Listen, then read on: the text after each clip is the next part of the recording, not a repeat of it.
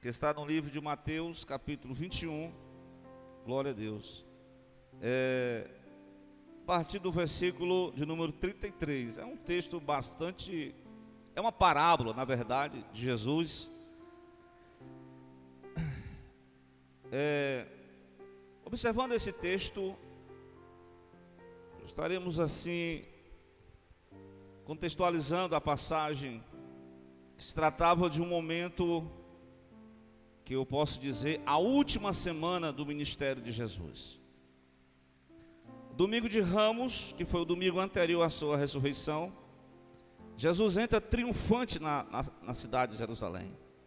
Todas as pessoas aclamam ele, bendito, hosana nas alturas. Então Jesus, na visão política da época, era para ele ter vindo montado no cavalo branco, né, com toda a pompa, com os seus exércitos, para estabelecer o reino político. Mas não foi esse o propósito de Jesus. Glória a Deus. Primeiramente ele veio estabelecer um reino espiritual a partir de cada um, no interior de cada pessoa. O reino de Deus está dentro de cada um de nós. É assim que ele começa. Então, durante essa semana, os evangelistas fizeram com muita atenção os registros de cada passagem. Quando ele entra no templo, purifica o templo, glória a Deus. Tem os discursos que ele vai, ao longo dessa semana, ministrar, glória a Deus. Ele vai ser arguido por vários fariseus, sacerdotes, acerca da sua mensagem, do seu ministério. E aí nós nos chegamos aqui no capítulo 21 de Mateus, e nos deparamos com Jesus falando sobre a parábola dos lavradores maus. Glória a Deus. Glória a Deus. Amém, Joaquim? A paz do Senhor. Joaquim estava dando paz do Senhor bem umas 10 vezes para mim e para o Daniel. Hoje foi uma bênção, viu? Até o Daniel ali na portaria. Glória a Deus, viu, irmão? Uma bênção. Irmãos, os lavradores maus, vocês vão observar, é uma parábola, né? Jesus vai contar que determinado pai de família, ele planta uma vinha, glória a Deus. Os irmãos já sabem que a vinha é uma plantação de uvas. E ele, junto com a plantação de uvas, ele faz todo um plantio ali, toda uma preparação. Ele circundou com um valado, construiu um lagar, edificou uma torre. E sabe o que ele fez com a vinha, o dono da vinha? Ele convida uns lavradores e ele faz aquele procedimento que ele arrenda a vinha para esses lavradores. Ele diz: vocês vão trabalhar para mim, eu vou partir para uma viagem e depois eu retornarei. Glória a Deus.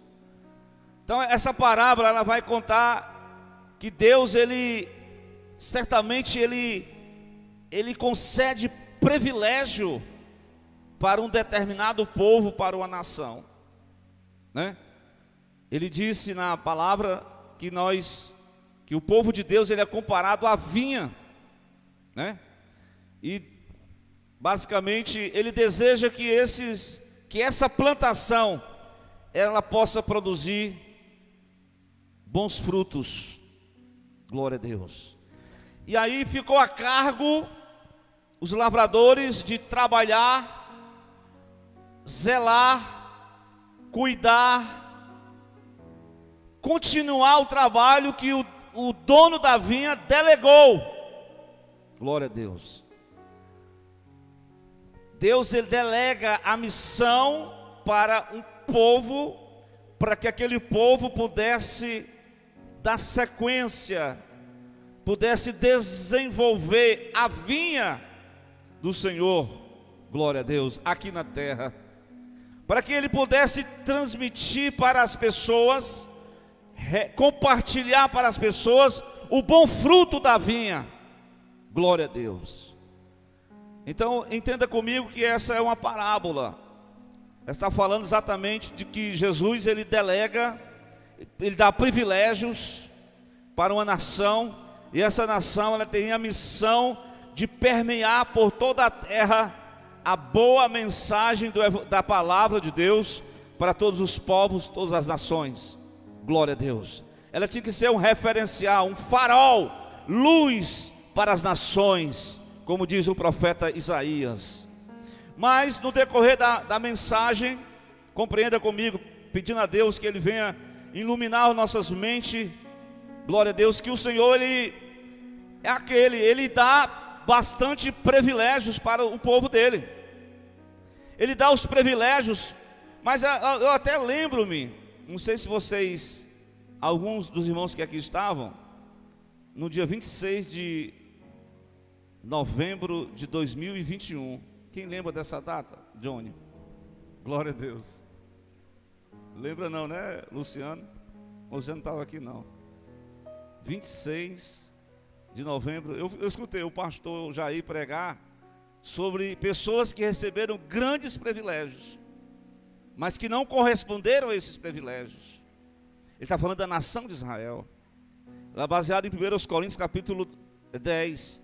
Então, exatamente isso, foram grandes privilégios concedidos a esses lavradores, para que eles pudessem cuidar, zelar, fazer com que a terra produzisse fruto, e eles pudessem prestar conta para o dono da vinha. Glória a Deus. Os irmãos estão entendendo, amém?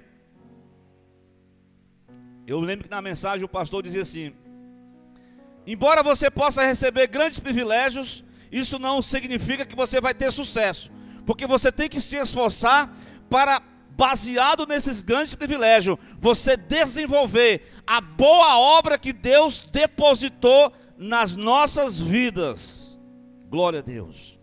Meus irmãos, então, esse capítulo ele vai mostrar que Jesus, ele chega a um tempo, a determinado momento em que Deus, Ele quer que nós possamos crescer na sua casa, crescer espiritualmente. Ele não quer que nós sejamos meninos na fé, nanicos. Ele não quer que nós ficamos a vida toda como pessoas que são cheias de privilégio, mas não desenvolveu a sua espiritualidade, desenvolveu a sua fé. Longe disso. Então chega o texto bíblico no 34, que chegando o tempo dos frutos, o dono da vinha envia os seus servos aos lavradores. Para quê? A fim de quê? De receber os seus frutos. Qual é o fruto que os lavradores poderiam ofertar para os servos que foram comissionados pelo dono da vinha para reparar?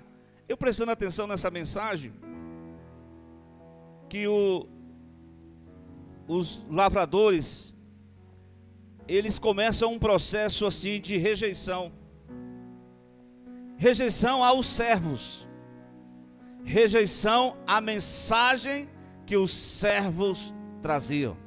Tem muita gente na igreja que diz assim: se for a mensagem do fulano de tal, eu não recebo não. Irmão, não importa quem seja o servo que transmite a mensagem, o mais importante é a mensagem que o servo está transmitindo para a igreja. Glória a Deus. Então a gente não pode rejeitar os servos, que são, muitas vezes, o servo de Deus. O que as pessoas querem hoje? Querem um servo que traga uma mensagem que massageie, né, o ego das pessoas. Quando o servo vem com a mensagem diz assim: arrependimento. Quando o servo vem com a mensagem dizendo: cruz, é necessário renúncia. Quando o servo diz: Deus exige de nós santidade. Quando o servo começa a pregar a mensagem dura do inferno, muitos da vinha não querem esse tipo de mensagem. Rejeita esse tipo de mensagem. Rejeitam o servo e rejeita a mensagem. O que foi que os donos da vinha, melhor dizendo, o que foi que os lavradores fizeram com os servos? No versículo 34, eles foram para receber os frutos. No versículo 35, os lavradores, apoderando-se dos servos, feriram um, machucaram um, mataram o outro, e o que mais? E apedrejaram outro. Sabe o que significa isso? Significa que os lavradores simplesmente não fizeram caso do envio dos servos comissionados pelo dono da vinha para saber a respeito do fruto da vinha. Simplesmente os lavradores rejeitaram os servos e rejeitaram a mensagem comissionada do dono da vinha para saber como está a vinha. Glória a Deus. Eu não sei se você está entendendo essa mensagem. Glória a Deus. Mas ela tem tudo a ver comigo e com você, com a igreja de Jesus. Você vai entender logo mais na frente. Glória a Deus. Deus, ele requer de nós muito mais do que esse simples fato de estarmos numa igreja, louvando a Deus, tudo bonitinho, isso é bom, glória a Deus. Esse fato de nós estarmos na casa do Senhor, de estarmos semanalmente, isso é ótimo, mas Deus quer muito mais além de simplesmente frequentar a igreja, sentar em igreja, assumir um púlpito, microfone, tocar hinos, cantar canções, louvar a Deus com toda a congregação. Deus vem à vinha, ele envia mensageiros, ele diz: olha, eu desejo que você produza fruto digno de arrependimento. Ele vem à vinha e ele quer dizer para nós que nós precisamos crescer na graça e no conhecimento. Ele vem à vinha, ele disse: cresçamos e prossigamos em conhecer o Senhor. Ele vem à vinha e ele deseja que você possa produzir fruto, glória a Deus, tão somente o fruto do Espírito. Ele quer que nós produzamos fruto. O fruto são vidas salvas, o fruto são pessoas que através do nosso trabalho nós vamos alcançar para Jesus. Glória a Deus. Como está a vinha? Como estamos diante de Deus?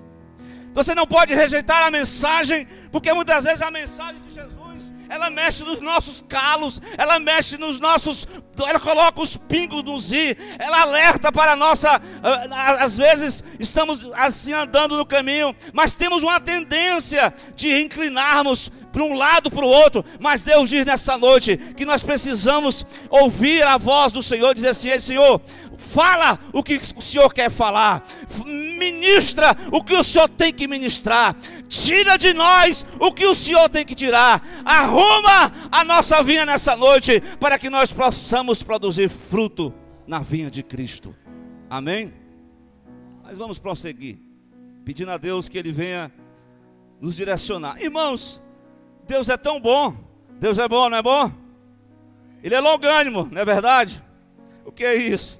Ele é paciente. Ele está testando a gente. Ele testou esses lavradores.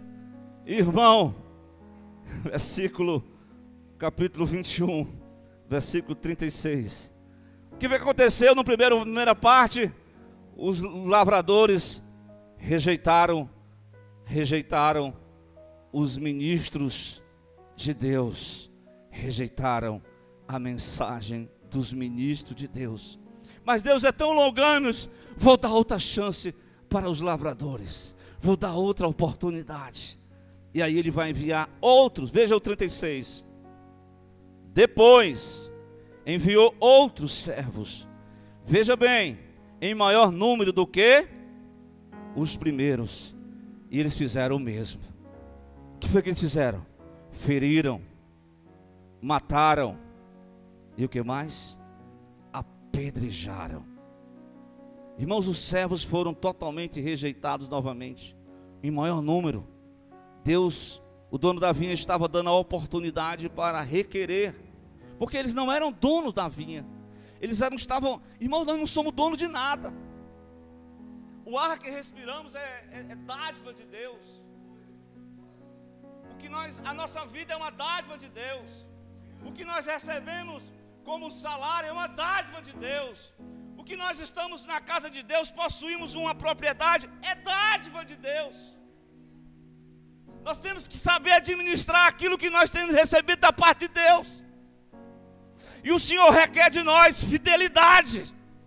O Senhor requer de nós que nós possamos agir como mordomos fiéis da sua vinha, da sua obra, da nossa casa, do nosso trabalho, do que estamos administrando. Ele delegou, Ele entregou para nós. Como que nós estamos fazendo para Jesus? Estamos fazendo tudo para a glória de Deus? Mário Igor, glória a Deus. Muito bem. Mas irmãos, a rejeição é novamente notória. Bem, o dono da vinha disse: rapaz, se você fizer um contexto, né, do Antigo Testamento, Isaías foi cerrado ao meio, Jeremias teve momentos de tristeza, ele ficou, até como eu falei na quinta-feira, ele ficou: oh, meu pai, eu estou cansado dessa mesma coisa, o povo não está reagindo, eu estou pregando a mensagem certa, a palavra certa, mas ninguém está ouvindo a mensagem, ninguém quer mais desfrutar do arrependimento, as pessoas querem algo fácil, querem algo que se resolva a vida delas, sem muito comprometimento, sem muita entrega, sem muita confiança. Eles querem algo que possa mudar, tipo aquela mensagem que hoje nós ouvimos muito, aqueles pastores, pregadores, chamado coach. Eles só pregam triunfalismo, eles só pregam vitória, ele só prega que tu vai dar certo, mas tem vezes que não dá certo, tem vezes que você vai enfrentar o vale, tem vezes que vai enfrentar a luta, tem momentos que Deus diz assim: eu estou contigo, e acabou. Glória a Deus. Em qualquer circunstância, a minha presença, a minha graça te basta. Glória a Deus. Amém? Por último, o que o dono da vinha fez? Não, agora eu vou enviar a maior autoridade. Hebreus 1 diz que Deus falou de muitas formas, de muitas maneiras. Deus enviou mensageiros. Lá em 23 de Mateus, o profeta Zacarias foi morto dentro do templo, porque as pessoas rejeitaram a mensagem deles. Elias foi escondido 3 anos e meio em Sarepta, porque o reino do norte rejeitou a mensagem deles. Zacarias, melhor dizendo, João Batista foi colocado lá no deserto, e João Batista começou a pregar, e a mensagem começou a acochar. Irmão Johnny, quando a mensagem acocha, sabe o que ele diz? O homem deixou a mulher dele e enamorou, casou-se com a própria cunhada. E sabe o que o João diz para o rei? Porque ele tem que ter coragem, né? Porque sendo assim pequenininho, a gente diz logo a verdade, mas sendo grandão, a gente tem até medo de falar. De fato, ele falou: tu está em adultério, João. João falou: tu está em adultério, Herodes. O Herodes, com a força que ele tinha, política, militar, mandou prender a João Batista. Então João Batista ficou no momento que a sua mensagem foi rejeitada, porque as pessoas não querem mensagens que são duras. O próprio Jesus pregou a mensagem lá em João capítulo 6, e muita gente estava saindo daquela multidão. Aí o apóstolo disse assim: ei, Jesus, maneira mais um pouco aí a mensagem, que o povo não está mais gostando não. Aí Jesus disse: ei Pedro, você quer ir também junto com a multidão? Aí Pedro disse: Senhor, para quem iremos nós? Só tu tens as palavras da vida eterna. Embora muita gente está te rejeitando, mas eu não te deixo, Jesus. Eu não vou te deixar para trás, porque não tem outro não, Jesus. Não tem outro meio, só o Senhor é Deus. Mas meus irmãos, por último, o dono da vinha enviou o filho, porque ele disse: talvez respeitarão o filho. Aí, o que acontece no 38? Glória a Deus. Os lavradores, vendo o filho, disseram entre si: eis aí o herdeiro de tudo. Esse daí é o herdeiro de tudo. Esse aí é o dono da vinha. Esse daí vamos pegar ele, vamos matar ele, vamos arrastar ele. Foi isso que eles fizeram. Pegaram, prenderam Jesus. Aqui está falando que na parábola, mas está falando da morte. Jesus estava profetizando a morte dele. Jesus estava falando para o público-alvo, era a liderança, os lavradores, era as pessoas que tocavam, influenciavam as pessoas com as suas mensagens. Então Jesus está dizendo assim, olha, os lavradores, depois que ele tinha rejeitado a mensagem dos servos, rejeitaram o próprio servos, e agora o filho é chegado. E o que os lavradores fazem? Os lavradores, vendo o filho, disseram entre si, esse aqui é o herdeiro, viu? Vinde. Macomunaram entre si. Matemo-lo. Apoderemos da sua herança. E aí no 39 eles lançaram mão dele. O arrastaram para onde? Para fora de Jerusalém. Para o Monte Caveira. O monte da crucificação. Os irmãos estão se tocando, estão entendendo a mensagem? Glória a Deus. O que quer dizer isso, irmãos? Irmão, Jesus, ele estava chegando na reta final do seu ministério, Mário, irmão Johnny. Lá no capítulo 23, Jesus pegou os fariseus, escribas, pegou todo mundo, e ele pegou o chicote de Jeová, e começou a aplicar a mensagem: ai de vós, escribas e fariseus, porque vocês fazem isso? E começou a dizer os ais no capítulo 23. Mas Jesus olhou a Jerusalém cheia de gente, cheia de pessoas religiosas, e ele começou a chorar. Está escrito, irmão, no capítulo 23, o versículo 37. Jerusalém, Jerusalém, que matas os profetas. Olha aí, olha o contexto aí. Mata os servos, apedrejas os que te são enviados. E Jesus diz mais: ó Jerusalém, quantas vezes eu quis ajuntar os teus filhos, como a galinha junta os seus pintos debaixo das asas, mas tu não quisestes. Tu rejeitastes a minha graça, Jerusalém. Tu rejeitastes o meu amor, Jerusalém. Tu rejeitastes o meu propósito, Jerusalém. Tu rejeitastes os meus planos, Jerusalém. Aí ele diz mais: eis que a vossa casa vai ficar deserta, porque agora eu vos digo que não vereis mais, até que diga aquele que vem, bendito aquele que vem em nome do Senhor. Então Jesus está aqui mostrando que a rejeição a ele, apesar dos milagres, apesar das multiplicações, a festa era Páscoa, havia um ruge-ruge de gente, era muita gente vindo de longe, a Páscoa era dos judeus, e Jesus estava em Jerusalém, e Jesus reconhece que Jerusalém, embora empanturrado de religiosidade, mas Jerusalém rejeitava o seu Messias, e o Messias, a Bíblia fala que o processo começa quando o próprio Messias, aqueles que aplaudiram, que ovacionaram. Por isso que a gente às vezes tem que ter cuidado, viu, com esse negócio de aplauso, porque as mãos que aplaudem são as mãos que pegam a pedra para apedrejar. As bocas que louvam são as bocas que dizem diante de Pôncio Pilatos: crucifica, rejeitamos esse filho, queremos Barrabás. Então Jesus foi rejeitado pela nação, foi rejeitado pelos donos, os agricultores, os lavradores maus, foi levado para fora da vinha, foi morto fora da vinha. E as crianças hoje cantaram, Joaquim, o quê? Glória a Deus.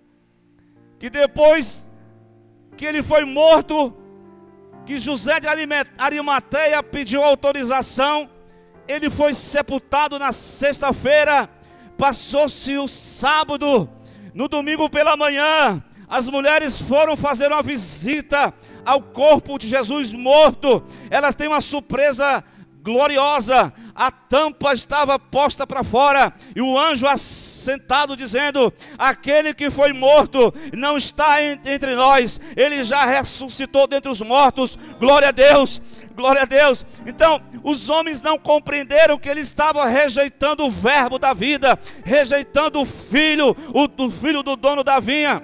E ainda mais, glória a Deus, o que fará o Senhor da vinha para aqueles lavradores que rejeitaram a mensagem, rejeitaram os servos, rejeitaram o filho da vinha? O que vai acontecer com essas pessoas que rejeitaram Jesus? Hein, irmãos? Qual é o triste fim daqueles que rejeitaram o Filho de Deus? Alguns dizem: eu prefiro a minha religião, não quero Jesus. Alguns não acreditam no Cristo que morreu e ressuscitou. Glória a Deus. Mas eu quero dizer, irmãos, que a rejeição a Jesus e a sua palavra, ela tem um preço. Sabe qual é o preço que a pessoa paga? Eu quero só ler o texto, versículo 41. Dará afronta à morte aos maus. Interessante, viu, irmãos? Lembra de João 1,12? Veio para que eram os seus, e os seus não receberam, os seus rejeitaram. Ou seja, Deus procura entre nós, que somos a vinha de Jesus, que nós possamos produzir frutos para a sua vinha. Glória a Deus. Interessante, quando nós rejeitamos o propósito de Deus, aí o Senhor nós vamos morrer espiritualmente. Aí o Senhor diz: olha, quem não quer fazer nada na obra de Deus, não tem problema. Os judeus fizeram uma parte, mas eles foram negligentes e eles rejeitaram o Messias de Deus. Não tem problema. Mas a todos quanto receberam, deu-lhes o poder de serem feitos filhos de Deus. Nós somos a vinha de Jesus. Glória a Deus, a igreja de Jesus. Voltando aqui ao assunto da carta de Paulo aos Efésios. A igreja é a vinha de Jesus Cristo. Os que estavam como lavradores, que estavam administrando, que interessante é que Jesus vai dizer que a rejeição, irmãos, é tão terrível, que no versículo 42, Jesus vai citar as escrituras, dizendo assim: está escrito, nunca leste nas escrituras, a pedra que os edificadores rejeitaram. Quem eram os edificadores? Eram os lavradores. Eles eram que tomavam o rumo, a direção da pregação, da liderança, mas eles queriam construir a religião, não tendo como base a pedra que foi posta por cabeça do ângulo. Essa pedra aqui é como se fosse uma pedra numa construção, uma pedra principal que dá base a toda aquela construção. Então Jesus está dizendo que as pessoas que rejeitam a Ele, é como se as pessoas querem construir as suas próprias vidas sem esse apoio, sem esta base, sem essa direção. O que vai acontecer? Lá em Mateus capítulo 7, diz que a casa que não foi construída sobre a rocha, o que acontece com ela? Glória a Deus. Então veja que a rejeição rejeitaram a pedra angular, a pedra principal. Glória a Deus. Esse é o preço, irmãos. As pessoas querem construir. Interessante que hoje pela manhã, hoje tinha 3 alunos aqui comigo, né? Eu lembro que Jesus foi acusado de forma errada. Ele disse assim: Jesus não tinha nenhuma culpa, né? Mas você sabe que no meio... Vou falar aqui do meu Jesus. Naquela época lá no meio jurídico, levantaram-se umas testemunhas falsas. Foram contratados para depor contra Jesus. Olha aí. Aí disse: alguém aí pode testemunhar contra Jesus? Ele disse: eu ouvi ele falar. Ele disse que derrubarei esse templo e em 3 dias o construirei. Tá, onde que Jesus estava falando do templo que ia ser derrubado? Ele estava falando da morte dele, o templo, o corpo dele. E no 3º dia ele ressuscitar dentre os mortos. Mas é claro que a profecia envolvia a derrubada do templo, porque um templo religioso construído à base de mentira, de falsidade, de engano, de hipocrisia, não perdura. Porque quando a glória de Deus sai do templo, os babilônios tomam o templo. Quando a glória de Deus sai do templo, os romanos quebram o templo, derrubam o templo. Deus não estava mais no templo. O templo agora era exatamente as pessoas. Para onde as pessoas iam? A presença de Deus ia dentro do templo. Glória a Deus. Por isso que nós não podemos rejeitar Jesus. Porque aqueles que rejeitaram Jesus, nós sabemos que eles não prosperarão. O templo não foi para frente. No ano 70 da era cristã, o templo foi derrubado.